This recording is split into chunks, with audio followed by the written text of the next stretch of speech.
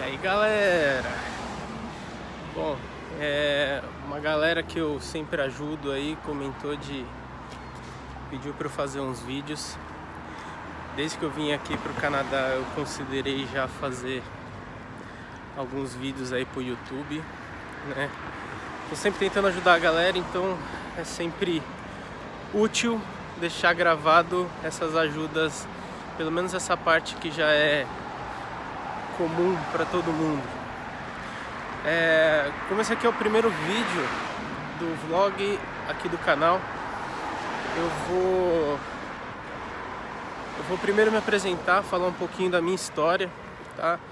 E depois, conforme a gente for caminhando nos vídeos, aí eu vou comentar um pouquinho mais sobre outras coisas, detalhar um pouco melhor sobre a parte do meu plano, né? Plano de estudo e trabalho, o que é um PGWP, como é que funciona a parte de trabalho quando você vem estudar.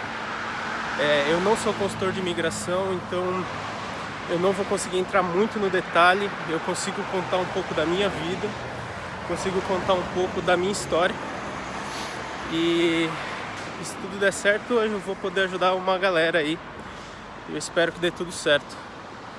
Eu tô caminhando aqui no bairro, conforme for andando, acho que dá para vocês darem uma olhada nas casas e prédios ao fundo. Espero que vocês gostem, um bairro bonito. Bom, um pouquinho de mim. Meu nome é Jean Shibuta. Sou casado com a Luísa.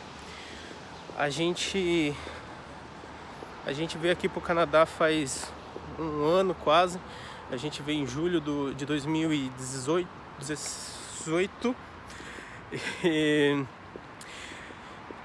E bom, eu começando por mim, já que ela não tá por aqui, ela é mais tímida e não quer aparecer. Comecei como técnico em eletrônica no Brasil. Depois eu fui estudar, fiz um tecnólogo em mecatrônica. Depois do tecnólogo em mecatrônica eu fui para engenharia de produção mecânica. Eu sempre trabalhei relativamente na área.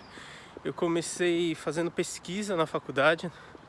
Depois, aliás, antes de mais nada, eu comecei na verdade ajudando meu pai a consertar a impressora, que é o que ele faz.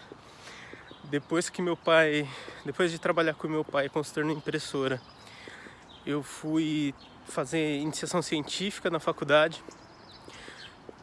Trabalhei pouco tempo com isso. Porque eu arrumei um outro trabalho fazendo desenvolvimento de motocicletas na Amazonas Motocicletas, acho que já falecida, mas depois vocês jogam aí no Google, vocês vão achar Ame Amazonas. Tinha umas motos bem interessantes. Enfim, trabalhei com isso por mais um tempo. Depois saí dessa empresa porque eu arrumei um trabalho na Gerdau. A Gerdau, uma gigante, né, desde sempre. Então fui para Gerdau, trabalhei na Gerdau por alguns anos. Quando eu saí da Gerdau, fui trabalhar com consultoria de varejo, né, trabalhando na Nielsen, e trabalhando com inteligência de mercado, atendendo varejo e coisas similares. Quando eu saí de lá, eu entrei na Deloitte fazendo auditoria interna, e foi aí fazendo auditoria interna que eu consegui a experiência que me trouxe para cá. Que não a empresa não me transferiu, tá, galera? Depois eu conto um pouquinho mais para frente. Mas aí eu comecei a trabalhar com auditoria interna, e foi quando, depois de 4 anos de auditoria interna, eu e a esposa, a gente resolveu vir embora, né? A esposa, ela trabalhou um tempo numa parte de backup, né? Suporte em backup. Depois ela é engenheira da computação. Ambos somos aí de Osasco, perto de São Paulo.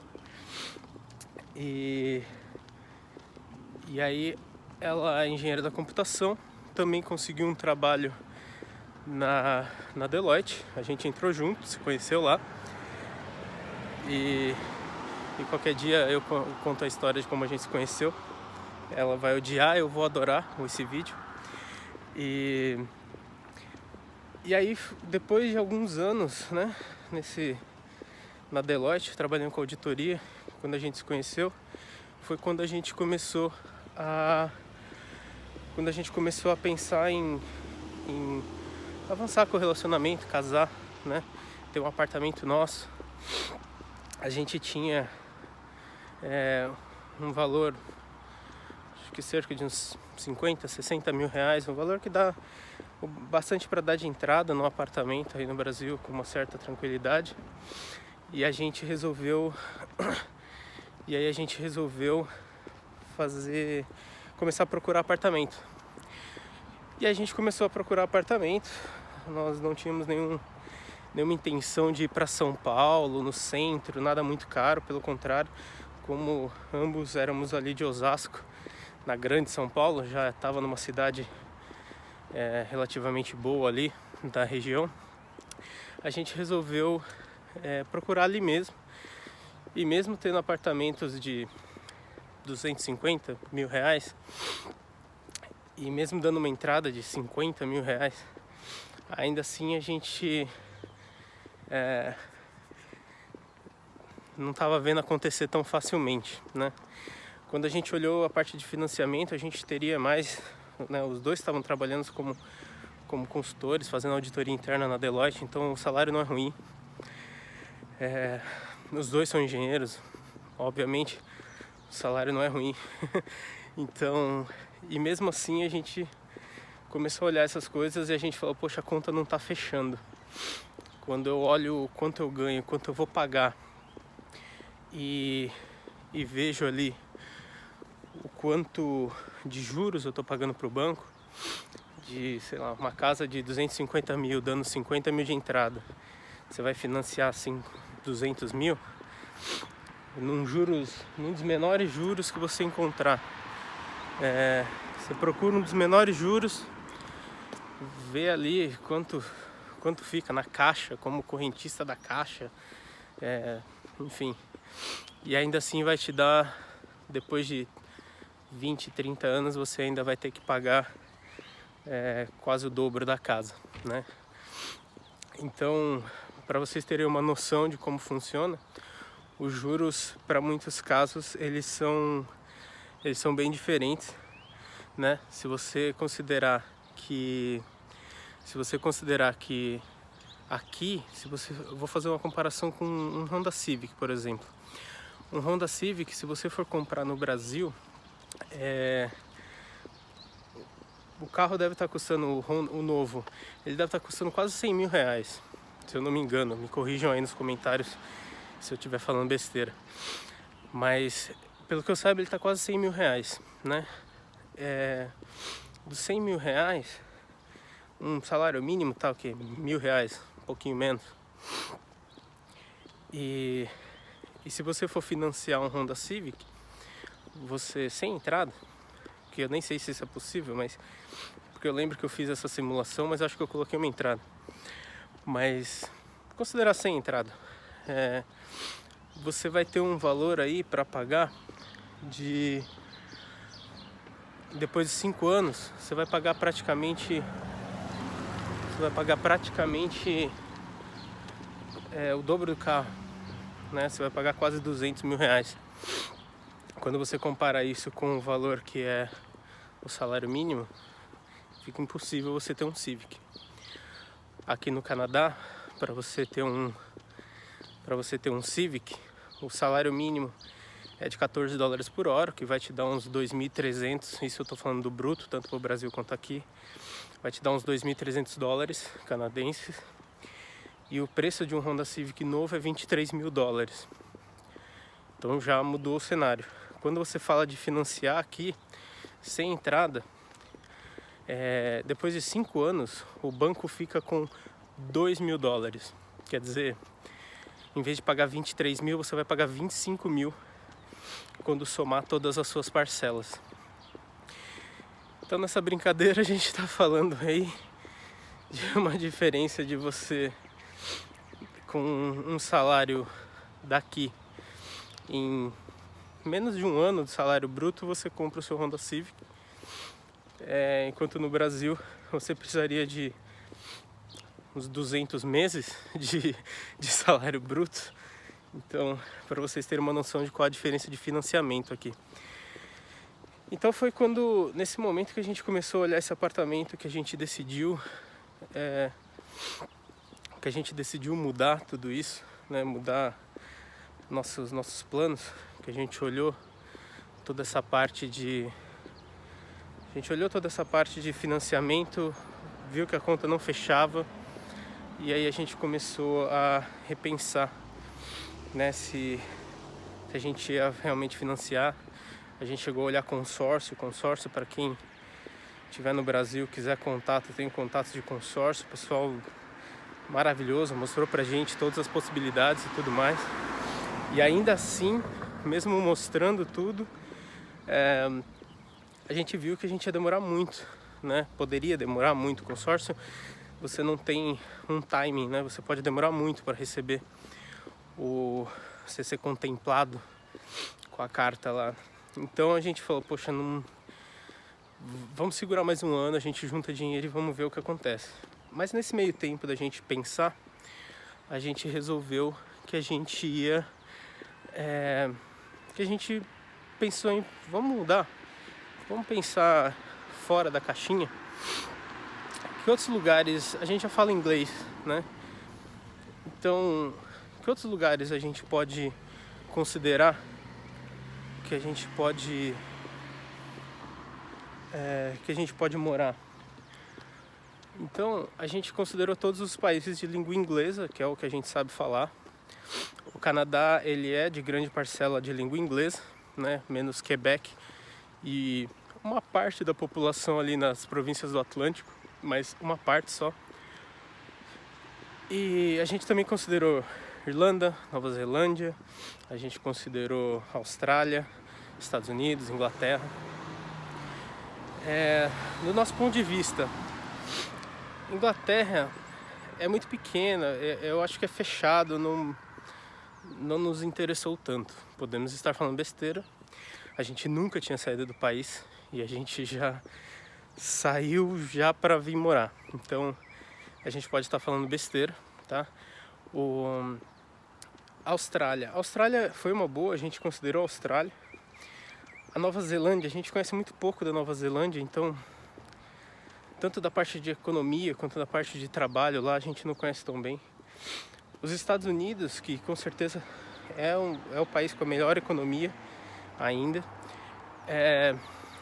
ele a gente conhece algumas pessoas e varia bastante em questão de tratamento. Tem pessoas nos Estados Unidos que tratam muito bem, tem pessoas que tratam não tão bem, tá? Por uma questão de que tem sim muito forte ainda nos Estados Unidos um sentimento de americano primeiro e o resto do mundo depois. Então é difícil. Já o Canadá, ele é muito mais amistoso nessa parte de imigração. Primeiro porque eles são maiores do que o Brasil em território, mas eles têm só 10% da população do Brasil. A população aqui no Canadá é de 30 milhões de habitantes. O Brasil tem 300 milhões. Então, óbvio, eu estou arredondando tudo. Não são dados do censo. Mas só para vocês terem uma noção, tá? De como funciona. Uma pausa rápida, galera. Esse aqui atrás de mim é um parquinho. Esse parquinho é dessa escola primária. Tá bem ali. Eu vou passar na frente e eu mostro um pouco melhor. Mas é uma escolinha pública e tem um parquinho mega legal. Aliás, se vocês conseguem ver, isso aqui é um bairro mega legal que, enfim, não perde em nada para nenhum bairro ótimo do Brasil, mas é um bairro normal. Eu tô aqui perto da estação Don Mills do metrô aqui em Toronto, caso alguém queira ver. Esse aqui é o parquinho que eu tava falando, galera. Bem legal. Enfim, como eu disse, o Canadá ele é muito mais amistoso, justamente por essa parte de eles terem poucas pessoas, né? Então, se eles quiserem manter a economia deles, eles precisam trazer imigrantes. Caso contrário, a população envelhece, e a população envelhecendo, eles não têm quem pague impostos. Eles só vão ter quem receba, né, a aposentadoria. É o mesmo caso de Brasil, é o mesmo caso de várias coisas, de vários países. Então, o que acontece, eles são amistosos. Aqui em Toronto, por acaso, que foi um dos pontos que a gente levou em consideração, Toronto tem 56, segundo eu vi em 2017, se eu não me engano, foi esse censo, eles têm 56% da população de Toronto é de imigrantes, é de não nascidos aqui. Então isso gera uma cultura, né, muito forte de inclusão, porque todo mundo aqui é imigrante. Então não tem aquela história de eu sou canadense, você que é o de fora, você tem que se submeter a mim. Isso não tem por aqui. Eu tenho parentes no Japão e meus parentes falam que lá no Japão é muito difícil você crescer. Você pode passar anos no Japão, morando lá, enfim, vivendo, e ainda assim é difícil você conseguir subir na sua empresa. Então você vai ser para sempre ali um peão, vai ser ali o supervisor de turma ali, mas nunca vai conseguir subir muito. No Canadá não. No Canadá você tem sócios, diretores, você tem imigrantes que estão por todos os lados, em todas as hierarquias diferentes, tá? Então isso é o de menos. Bom, além disso, eu também tentei uma transferência na empresa e não consegui. Quando a gente tinha decidido, né, vir para o Canadá, a gente foi pensar em qual lugar do Canadá a gente queria vir. E aí a gente falou, poxa, vamos pro Canadá. E aí a gente pensou, poxa, tá, escolhemos o Canadá. Agora, qual cidade do Canadá? Vancouver é uma das que tem ali a melhor temperatura, o melhor clima, pelo que o pessoal tanto fala. Porque o clima é mais ameno, né? Você não vai ter temperaturas de menos 40 graus, como tem em Toronto. E você também não vai ter temperatura de mais 40 graus, como tem em Toronto.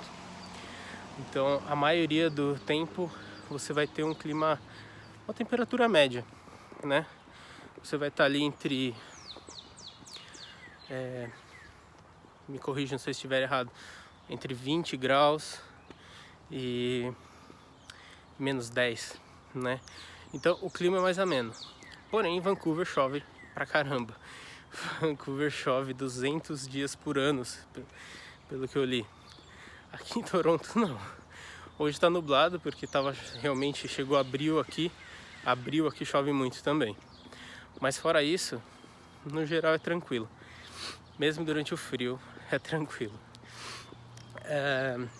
Bom, depois que a gente decidiu que ia vir pro Canadá e que a gente resolveu olhar essas cidades diferentes, a gente viu que a gente tinha alguns conhecidos aqui em Toronto. E a parte melhor de você emigrar com amigos por perto é que você consegue pedir dicas, orientações. Parece besteira, mas você perguntar para a pessoa se você tem que dar sinal para o ônibus ou não, faz diferença. Você poder ter alguém para você perguntar essas coisas bobinhas, sabe? Então o que acontece é que você consegue fazer essas perguntas bobinhas para pessoas